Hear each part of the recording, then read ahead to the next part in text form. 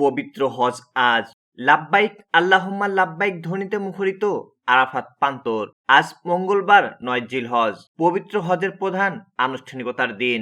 মক্কা, মিনা ও আরাফাতের আকাশ বাতাস এখন মুখরিত হয়ে উঠেছে লাখো হাজের লাব্বাইক ধ্বনিতে।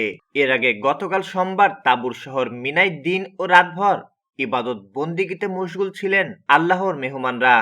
আজ মঙ্গলবার ফজরের নামাজ আদায়ের পর বিশেষ বাস ও ট্রেন যোগে হাজিরা ঐতিহাসিক আরাফাতের ময়দানের উদ্দেশ্যে রওনা হন।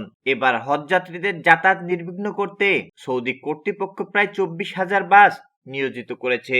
আরাফাতের ময়দানে অবস্থিত মসজিদে নামিরা থেকে আজ হজের মূল খুতবা পাঠ করা হবে। এবছর খুতবা দেবেন মসজিদুল হারামের সম্মানিত ইমাম ও খতিব শাইখ আলী আল হুদাইফি।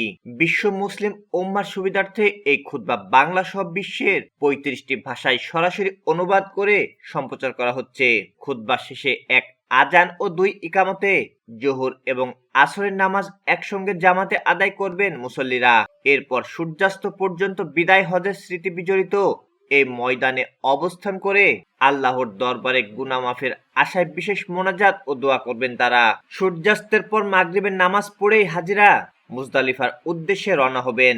সেখানে গিয়ে মাগরিব ও এশার নামাজ একসঙ্গে আদায় করে খোলা আকাশের নিচে রাত্রি যাপন করবেন। মিনায় শয়তানকে প্রতীকী পাথর নিক্ষেপের জন্য প্রয়োজনীয় কঙ্কর বা পাথর তারা এই মুজদালিফা থেকে সংগ্রহ করবেন।